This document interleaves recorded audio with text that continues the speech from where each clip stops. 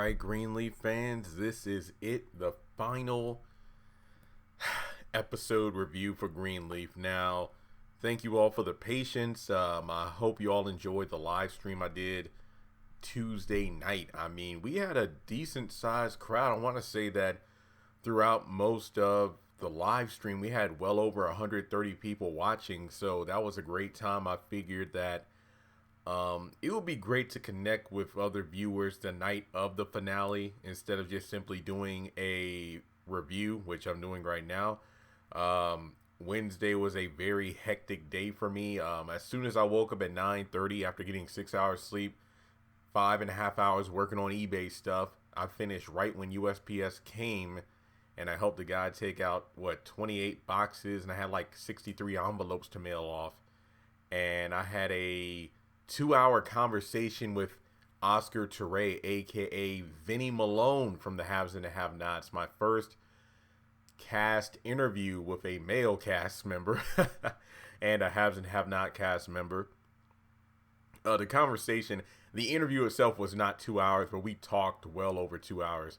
And now this is the last big video of the week, which is the review. And just a couple of things. Number one, I will be doing more Greenleaf content, such as a season 5 overview, like my thoughts on the season as a whole.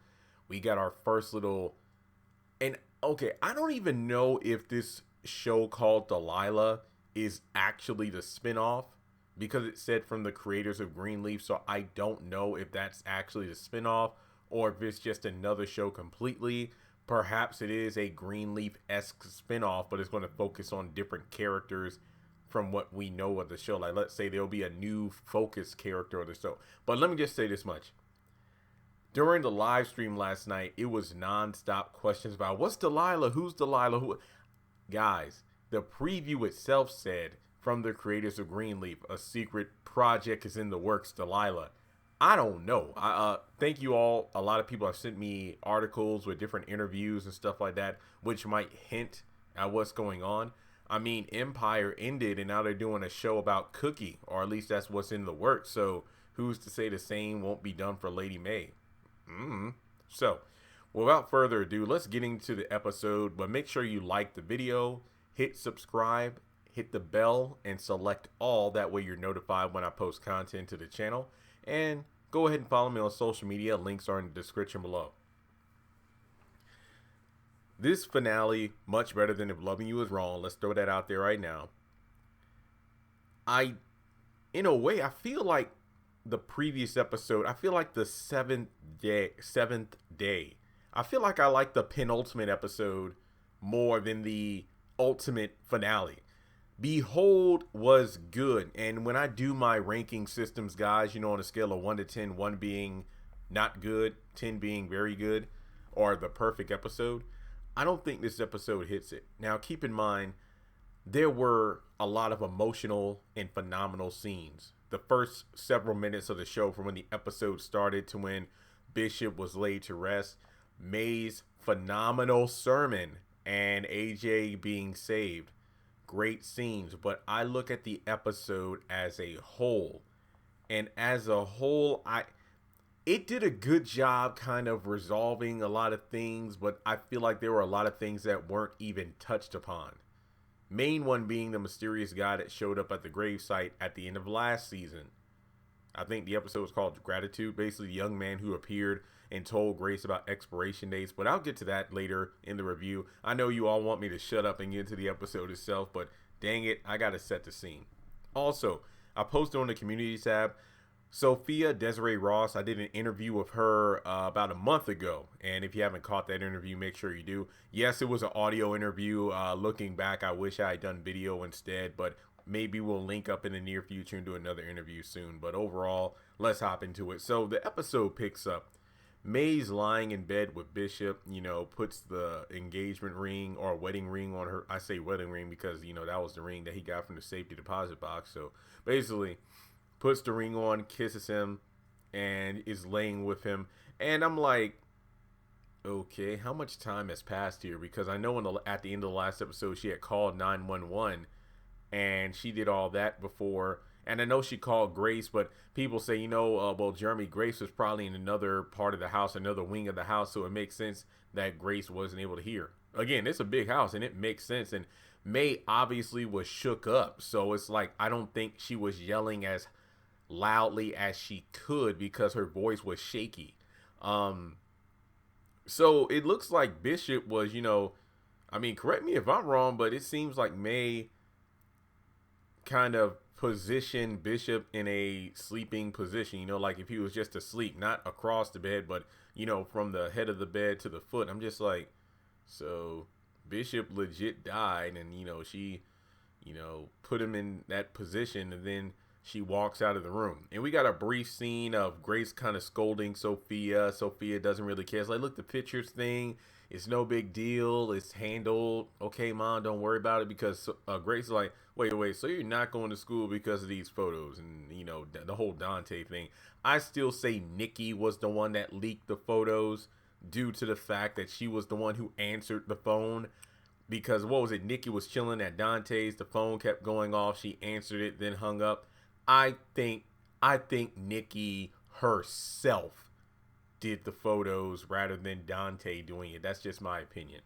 Then Grace gets a call from a woman named Ann Holiday who was trying to hire her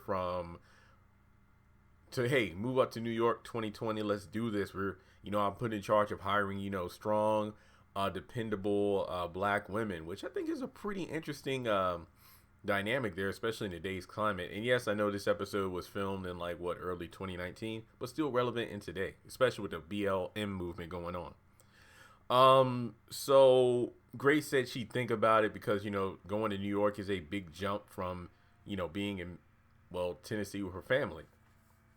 So May actually comes in and knocks on the door, and Grace can just look on her face and see something's wrong. And then slowly but surely we see all the family members in the bedroom with Bishop, and they're just losing it. They're crying and everything. And I'm thinking, like, excuse me, I don't want to curse, because whenever I do a Greenleaf review, and you all know I don't curse that much, but at the same time, when I'm reviewing Greenleaf, I feel like I have to have my holy and sanctified cap on. But where the hell was the ambulance? I mean, the Greenleaf estate is big, I will give them that, and it's like they would have to navigate from the front gate all the way to the mansion, so that could explain why. But basically, I'm just trying to figure out the time frame, because remember, May called 911 when Bishop was still sitting up in the bed, so from the time he stretched out on the bed, and then May positioned his body across the bed and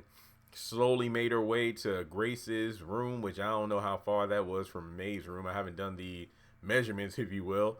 And then all the family had to find out what happened, and we know the family was scattered throughout the house, and then they come up to the bedroom with Bishop. And then finally, while everybody's crying, we hear the sirens in the background. My personal headcanon is, you know what? I bet H&H has ties with that hospital, so when May called, they purposely took their time to make sure Bishop died. I said it. So basically, while everybody's losing it and Bishop's laying there, we cut the Charity singing, and we go right to the coffin being lowered into the grave. I'm like, whoa. It's like, what, 9:06? We're not even 10 minutes into the episode, and they already dropped a bomb like this. Not to mention, I feel like we had probably the fastest cutaway to the theme song we ever had, because the episode opened up with May and Bishop, and then she gets up and walks away, and we cut to the theme music. I'm like, well, dang, it ain't even been a good 90 seconds yet. And then, also, shout out to the cameramen, the directors, for choosing the specific lighting and camera angles, because when we see May get off the bed, I like how we actually see the writing where Bishop wrote "I do." Very good symbolism after she put the ring on. That was great. That was great symbolism. So I was a little disappointed that we didn't see the funeral. Yes, I know we got the memorial at the end, but I thought the funeral was going to be, an important part, because I know the elements are show, not tell. And to be honest, they showed us a lot within the first 10 minutes of the episode. And, well, that did tell the story, because I'm pretty sure Bishop had an actual funeral, and I think that it most likely happened at Calvary. It's just that we skipped from, I guess it was about the Greenleaf family as opposed to the overall community, which happens later in the episode. Because I would have loved to get some reactions, like what would have Bob Whitmore's reaction would be, because Bishop told him how his days are numbered, yet Bishop died later the same day, but Bob has too much on his hands, because he stepped down from H&H. And I mean, Phil is only mentioned briefly in passing by Misty later on, that Phil's left the church, and now we're trying to cut ties altogether with H&H, and that's literally the only mention of, oh yeah, well, I mean, Anne Holiday brought up, like, oh wait, so you were responsible for exposing H&H. Well, not without the help of Darius. So basically, Grace just saying, hey, Darius played as much a role in this as I did, which I thought was a very nice thing for her to do. So the family's breaking down. I'm thinking to myself, oh snap, are we going to get a scene where Grace is talking to Bishop and then the ghost shows up, either Bishop's ghost or the young man? Nope. So we actually switch over to basically everybody walking back from the graveside. Thought, yeah, we had AJ and Noah, we had Charity. I'm kind of naming the characters as they were kind of aligned with each other. You had at the grave, you had AJ, Noah, Sophia, Grace, Zora, and was it? I know Zora, Jacob, Carissa were there, then May and Charity. But they were all walking back, kind of like everybody, was kind of, walking 2 by 2. Then you had some, people walking in 3s. But another thing is we got Jacob walking May back, and I love how she reached back for Carissa. And I love that because it's all about the family at this point, because, obviously Bishop was closer to Carissa than May was to Carissa. But at a time like this, she needed all hands on deck.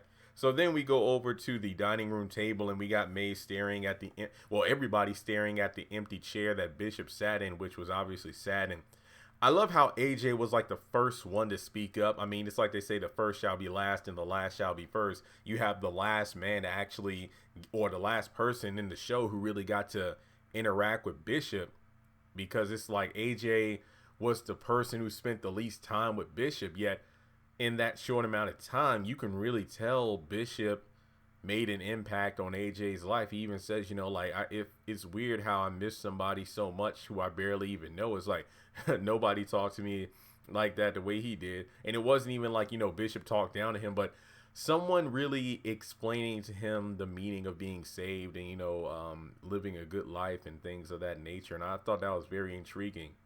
And, I know Grace tried to lighten the mood talking about some stories about, this episode was definitely a callback to like season 1 in more ways than one, if not just the season premiere.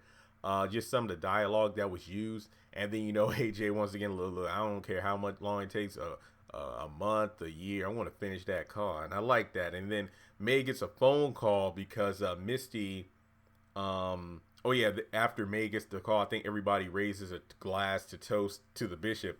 But Misty calls May about the deacons, minus Connie. So I don't know if that means Connie stepped away from the church or if she was voted out of the deacons or whatever the case may be. But they voted to see if May could actually lead service on Sunday because, like I said before, Phil had left. The H&H ties are trying to break chains with them.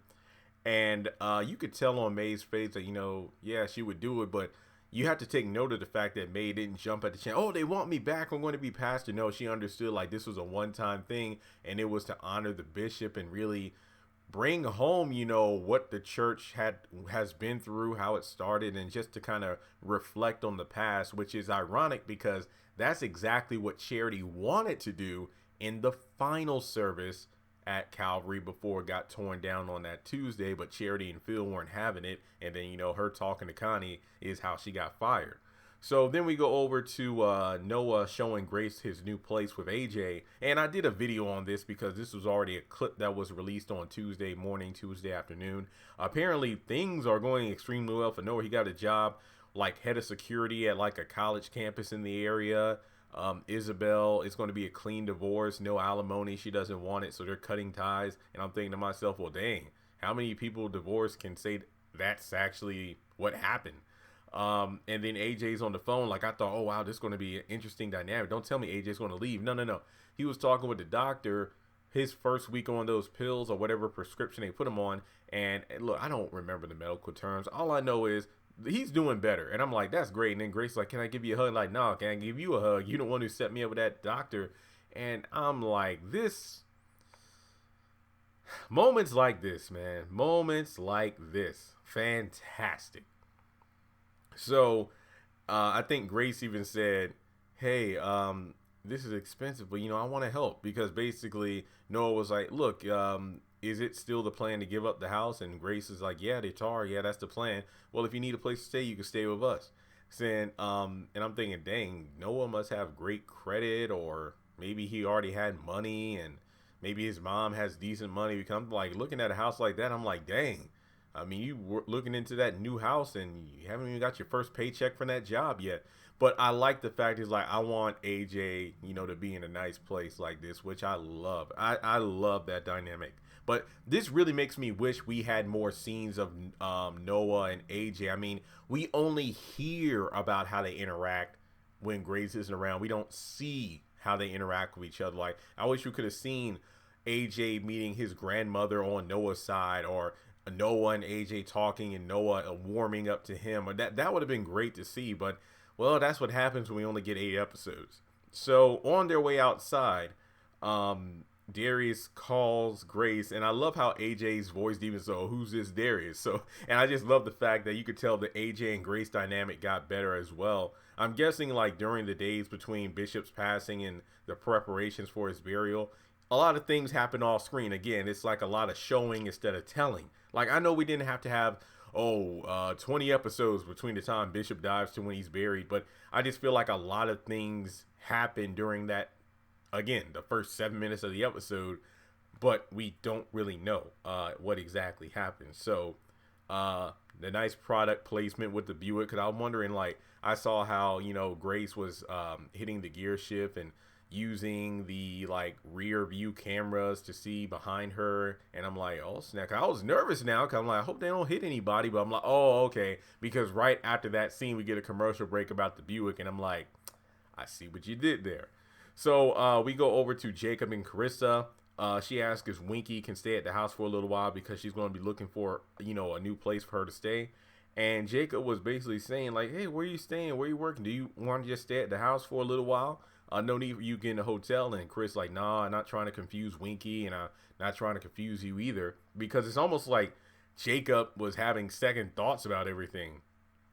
But Chris like, look, I mean, this is our happy ending. Let's just leave it at that. So basically, Carissa, it is what it is. She didn't really do anything annoying in the episode. She was there for May when she needed her, and it's like, hey, let's cut our losses and move forward from here. And basically, it's like, look, it's shared custody. He could stay with you. It's no big deal. Plus, at a time like this, he needs to be around his father. Referencing Winky. So we have a brief scene between Zora, Sophia, and AJ. And I love the dynamic between these three. And they're kind of talking about, Zora and Sophia are talking about, what happens after you die. And it's like, nah, that's nothing that's really talked about in the Bible, like after death. And they ask AJ what he thinks. I love how he's playing with a car, well, not playing, but he has like a model car in his hand. And actually, let me get the quote real quick.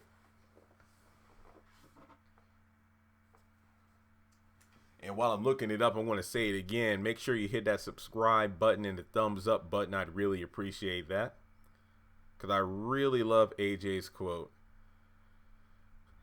I still want to see what happens when you live. I like that. Part of me was a little upset, because I'm like, I understand Sophia and Zora were just talking, but I'm thinking to myself, maybe talking about what happens after you die isn't the best thing to talk about when you're in the presence of someone who tried to take their own life a few days ago by slitting their wrist. Again, I mean, that's what I was thinking, but it's like, okay, whatever. So then we go over to the next scene. Darius and Grace are in another part of the house talking, and long story short, she talks about how she has this decision about whether or not to go to New York, and Darius is like, well, I'll accompany you if you would like. And it's like, wait, what? You would follow me to New York? No. I'd accompany you. And Grace kind of breaks down, and it's like, oh my God. So she's really debating whether or not, she should go because of leaving the kids. But it's like, look, I'm not trying to tell you what to do, but you're saying Noah and AJ are doing well, and he's healthier, and Sophia's going to be off in college. Your kids are grown, so what about you? What are you going to do? So that was a very nice setup, because as soon as he said New York, I'm like, New York, spinoff territory, huh? Huh? All right, so we kind of switch over to the next morning, and May is basically asking her kids about, the upcoming sermon, and it's all about presenting a united front to the congregation. And Grace feels a bit distant because she's ignoring the voicemails from Anne in regards to the New York trip. And during this, we see the inner conflict of Grace wanting to go, but then feeling guilty because she can tell her family still needs her there in Tennessee. And then we switch scenes over to the church, and Corinne showing May in the bishop's office, and May's like, thank you for the condolences, but please, I don't want to even think about James right now until the service on Sunday. And then Corinne actually, shows to the office, and because at this point they're removing in, or they're restocking Calvary with everything that H&H removed. And remember, at the beginning of this season, Bishop and Grace were watching them basically ripping the church apart of anything from the Greenleaf, era, which kind of made no sense considering they were going to tear the church down anyway, but whatever. So at this point, I like how Corinne said, hey, I tried to have the office put back, as close to how it was before, H&H took over, and, May was basically saying she needed alone time. So then we go over to Tara and Jacob. Jacob is basically saying, yeah, it was a stroke. Look, even Jacob didn't seem sure of exactly how to break it down, but the paramedics who came to the scene, took their sweet time to get to the estate, were saying it was a stroke. And, Tara is doing her thing, handing food out to the community, and was like, I just feel like, because of what we did trying to apprehend the house and everything, and, everything regarding, our father, and maybe that was the cause of it. But it's like, nah, there are no grudges on our side of the family, Tara. Don't worry about it. These things happen. And he was just saying, hey, with everything going on, in honor of our father, trying to pick up the piece from that, could we at least have another 3 months and then we'll give you the house? But she essentially is like, look, I know what you're going through right now. I know what it's like to lose a father unexpectedly. So it wasn't about, material possessions. It was about justice and truth. And we both, me and Rochelle, Rochelle said last episode it wasn't about the house or money. It was about the truth. And, well, they got what they needed. The fact that I can't kick your mother out like that, especially with everything that just happened. So we're good. Call us even. Keep the house. And then, Jacob was like, couldn't, believe this was happening. It's like, wow. So, and Tara was like, yeah, just tell your mother if she ever needs to call me, feel free. So that was an amazing scene. Like, wow. So we get over to Aaron and Grace, and I think Grace was filling out the paperwork for a trust fund for both Sophia and AJ, basically putting the money that she's had to good use for her children. So if anything happens to her, her kids will be good. So that's amazing. And basically we have a very good conversation between these two siblings. Aaron talking about how regardless of how they met and the circumstances, he's glad I'm glad I got a sister out of it. And basically, she's talking with Aaron about how she keeps ignoring the voicemails and the trip to New York. And, well, I don't know. I want to go, but I feel like I should stay here. And they already said that if we, want to, all of us, basically, Charity, Jacob herself, and possibly May, they could all be APs or associate pastors if the Sunday service with May goes well.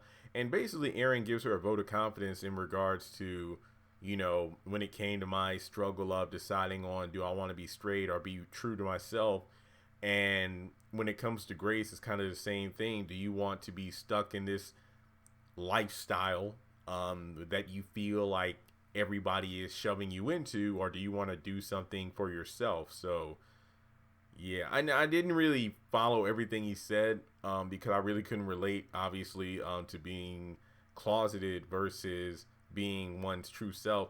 But when I went back and rewatched the scene, I understood it more clearly. And that could be said later on about May's sermon, which I'll get to in a second, where yes, Aaron was relating the situation to his own struggles, and that actually opened Grace's eyes to her own, and I like that. So we got Jacob and May talking briefly because May's having a hard time figuring out on what she should preach when it came to Sunday, and Jacob delivers the news about Tara saying that they can keep the house and the feud is over. And I'm thinking to myself, well, Tara told Bishop the same thing several episodes ago. Bishop was so happy he came home with some barbecue, told May the good news, and then at the end of the episode, they got a phone call from Tara saying that they needed to talk, and I'm like, oh, great. So I was a bit nervous this entire episode, even though I know what the preview showed us. Then we go over to the Sunday service. Welcome back, Calvary. Everybody smiling, going into the building. Jacob and Tara have a great scene with each other. They greet each other. Jacob's there with Winky. Tara talks about her how she came and she brought her missions congregation and to the service as well. And they kind of hinted at possibly Tasha, Tara, and Jacob working together on like a missions congregation together someday. So I don't know. I mean, I didn't do a video on this, even though now I wish I should have, because I honestly didn't think that Tara and Jacob would get together. I mean, they were smiling at each other in the trailer, but I thought that was a thing about the unity in regards to the feud between the families being over, Bishop's passing, bringing people together, because I thought it was still that whole Jacob and Tasha thing. I mean, she was at the beginning of the season, but then she kind of disappeared. But when you think about it, it was almost like a lust thing, because Tasha was the one who was kind of throwing herself at Jacob, while Jacob was like, no. Let me finalize this divorce and then we'll talk. But it seems like we're definitely getting something between Tara and Jacob, because as soon as Tara was like, keep the house, it was like, what? And you have somebody who's on the same wavelength or the same yoke in regards to their call to ministry, which is like the smaller scale versus the mega church. And it's like you had this tumultuous, I don't even know that tumultuous, this venomous affair between Rochelle and Bishop, and now you might have a righteous one between his son and Rochelle's sister. So you never know where that'll go. You never know. And I love how it was like, God is good all the time and all the time. And then Winky was like, God is good. I'm like, what? Winky actually got a speaking line. So Charity singing like, what a mighty God we serve, bringing the house down. And then May preach, and I look.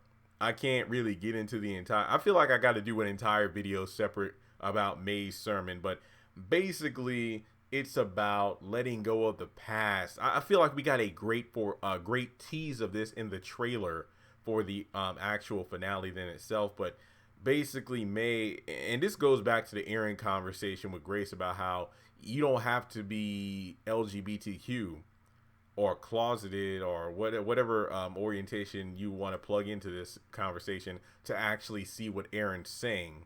Just like you don't have to. I loved the live stream last night where a bunch of comments came in from non-Christians who were saying, I'm not Christian, I'm an atheist, or I'm a Muslim or whatever, but I love what May was saying. So I sometimes it's like, maybe religion isn't for everyone, but the message can be for everybody. Like a specific religion doesn't work for everybody, but the message itself can be applied to everyone. Like, I don't feel like you had to be a Christian, a super religious person to feel something from what May was saying. Like, you can be in a season of your life where maybe things, you feel like God can't forgive you for something you've done. Maybe you're angry at God for something he did to you. Maybe you feel like you don't believe in anything but yourself, but then you realize that maybe it's time to start fresh. Like, I think it's raining outside. I hope they upload the entire sermon of that one clip on YouTube. I was disappointed they didn't do that yet on they upload like a 90-second clip, but it wasn't the whole sermon. But in any case, it rocked the house, and you could look on the faces of the congregation. Like they did a few cutaways to AJ, and I'm like, yep, he going to the altar call. AJ going to the altar call. Then you got snow. It's a thunderstorm out there now. Then you got like Misty and a few of the other deacons. You see their faces, and it's like they are blown away because May is cutting loose.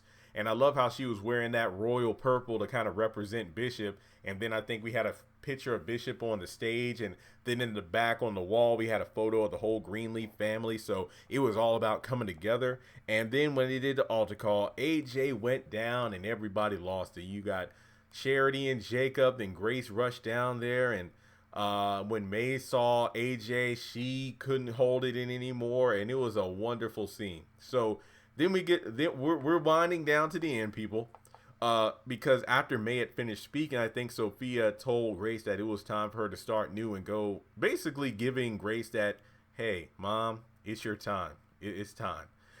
So Grace tells May that it was time to go, because I love how they're sitting in Bishop's office, and when Grace goes over to, hug her mom, you got the picture of Bishop in the background. May obviously doesn't want her to go, but Grace is like, look, it's my time. So I'm not saying Grace weaponized May's sermon against her. No, it's like, look, you said it. It's time to start new. I came, I did what needed to be done. And I like the fact that, May was like, we need you here. But basically, May proved that she's going to be fine. Bishop was there in spirit. Not to mention, I think Grace told May that while she was walking through the church, Misty was telling different people that, she's going to be preaching next Sunday and the Sunday. Essentially, May's going to be the pastor. And that's an interesting thing. I'll talk about this. Maybe I'll save this for its own video when I talk about the entire sermon. But the aspect of a woman preacher, but I'll get to that soon. I might touch upon it when we get to the end. But I think we get to the last scene. Grace is wearing all white. I guess that's kind of to represent the purity, the reset button, a new life, a new journey. And she's saying goodbye to everyone. I mean, I'm guessing that she said farewell to like Noah and AJ off screen, because I know, and correct me if I'm wrong, it's Jacob, Charity, Zora, Sophia, and May, I think, are the only ones who are standing outside of the house. And May basically was talking about Discord, I believe, a callback to episode 1, because basically it's like, what you brought to the table is what this family needed. I mean, like, it makes me want to rewatch episode 1 just for the callback. So, it's kind of funny how, hey, Charity, watch after Sophia because she's wilder than she looks. And Zora's like, no, because Grace's like, hey, guys, don't worry. I'm only going to be in New York a few days for the interview. And they're like, no, you're going to get the job. Just stay up there. Zora's like, yeah, because when I touch down, I'm going to need somebody in New York. So, again, possible foreshadowing there. But in any case, Grace gets in the car and rides off. And I think the driver's like, Pastor Greenleaf? Oh, I'm not pastor anymore. Oh, Mrs. Greenleaf, but, do you know what you want to be next? Or is that all? It's like, well, we're going to find out. And then, Grace is looking out of the window at the lake, and basically the Greenleaf estate, the gate opens, bright light, then the gate closes. So basically the end of an era, the end of a chapter, on to the new adventure. This was a solid episode, but I feel like a lot of things were left open-ended, because I do think that maybe, just maybe, we were going to get that season 5. Like the 8 episodes we got were supposed to be the back half of season 4. Maybe it had to do with the pandemic, like maybe during early 2020 they were going to film season 5, but due to the pandemic they're like, nah, let's just end the series here and work on the spinoff. I have no idea about the behind the scenes stuff, but I do feel like there were I feel like in some areas the episode dragged a little, where there could have been other scenes. Like, there were a ton of things I wish we could have at least gotten a hint towards, as opposed to not being mentioned at all. Like I said before, maybe an epilogue would have been great. Like, I think this episode would have worked great as like a 90-minute or 2-hour finale, like a brief scene between Phil and his dad. Like, I think at the very end of the episode, while let's say Grace was riding, through the estate, we could have got different scenes of, let's say, Noah and AJ opening the crate and starting to work on the car, or Phil and his dad, interacting, maybe it's so much with like a hug just to show that they kind of reconcile.